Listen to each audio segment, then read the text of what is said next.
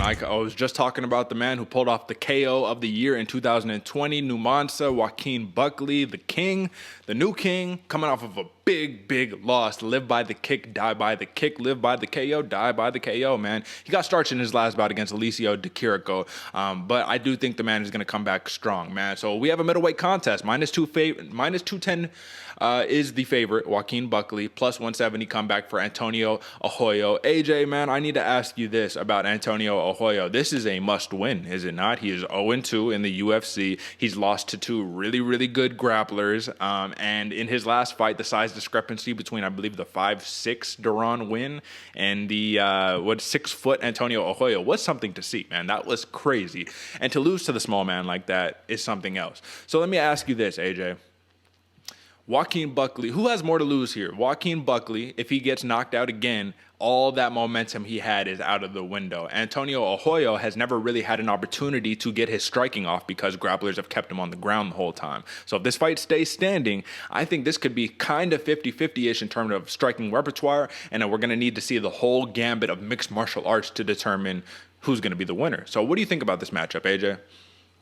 I definitely think Antonio Arroyo has a lot more to lose as far as like career wise. I definitely think he's on his back's on the fence, man. He needs to get something going to actually prove he's a real deal contender in the 185-pound division. But I feel like Joaquin Buckley has a little bit more mental to lose on this one. I feel like even if he loses this fight, it's not necessarily the end of his career, but it might be the end of, thinking that he's the guy, at least mentally.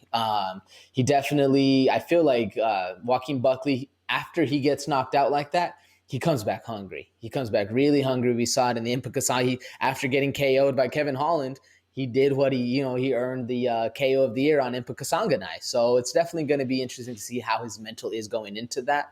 But this one's going to be absolutely crazy, man. If we're able to see a standing match with Antonio Arroyo actually putting it in on him, and then while Joaquin Buckley, doing what he does, man, he's all about pressure. He's going to. And the thing I don't like about Buckley, and hopefully he does fix this, is he tends to duck and roll. And what happened last time with the Di Chirico, he ducked and rolled himself right into a shin. So we can't be seeing that coming on. But do you think Buckley's going to be working for takedowns on this one? Do you think he's going to implement that Duran win strategy, or is he going to stick true to who he is and start swinging and banging? You see, I don't know if that's in his game, man, because that's the thing I was thinking too. I was like, that's the smart way to go about it. But then when you look at Buckley, and not just look at him, but when you hear him speak, you listen to his interviews, and you kind of just like watch him overall as a fighter, it seems like there's a lot of ego there. And there's a lot of ego in all of us, don't get me wrong. But he seems the type where he's like, I'm going to stand in front of you, I'm going to knock your head off your shoulders. The same way he did to Jordan Wright, which was very impressive because Jordan Wright was knocking out everybody, the Beverly Hills Ninja.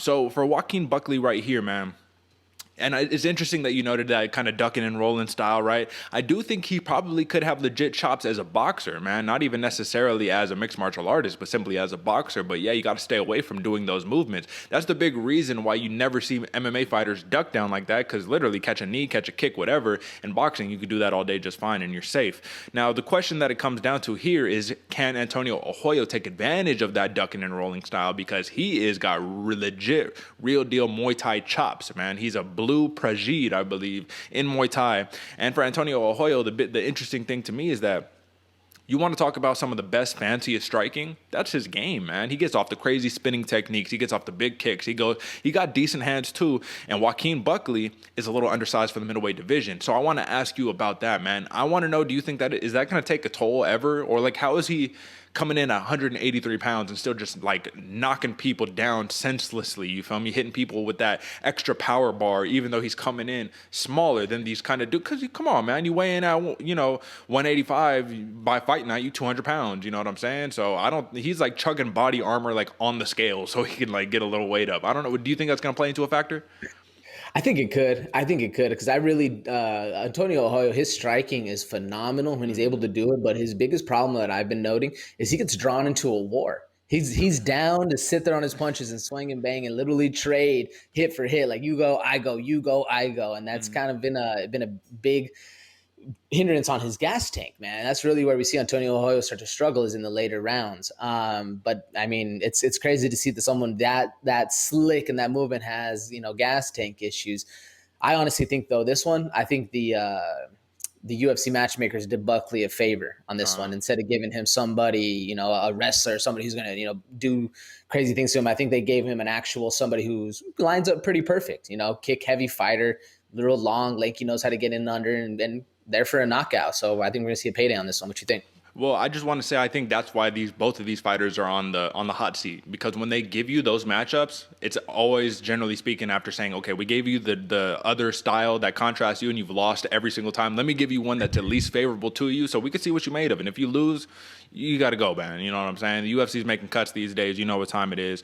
I will say this, man. We got a southpaw versus orthodox. Buckley being the southpaw, Buckley being the boxer. He got really good kicks too.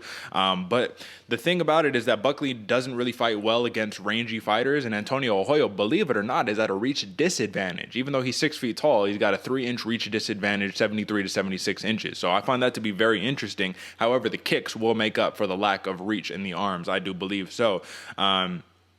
When it comes down to gas tank, AJ, I think Arroyo can kind of keep it all 3 rounds. Do you think that Buckley is going to have any issue in this fight? And then let's give our picks on this one.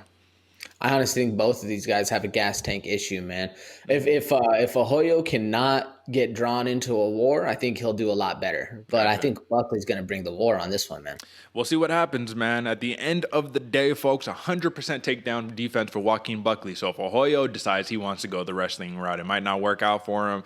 Arroyo, as we've seen, he has an inability to keep the fight standing against legit grapplers. But then again, AJ, we got to give the man a little bit of credit. You make your UFC debut versus Andre Muniz, the man who just snapped Jacare Souza's arm, legit grappler, and then you fight Deron Wynn after. Not really fair, but life isn't fair. Who do you got and why, AJ? Me, Derek, I'm going Buckley, KO, round 2. I think, like I said, I think we're in for a war, and I think these boys are in for a payday. Maybe not fight of the night, but performance of the night. It's going to be a fun one. Who you got, Derek, and why?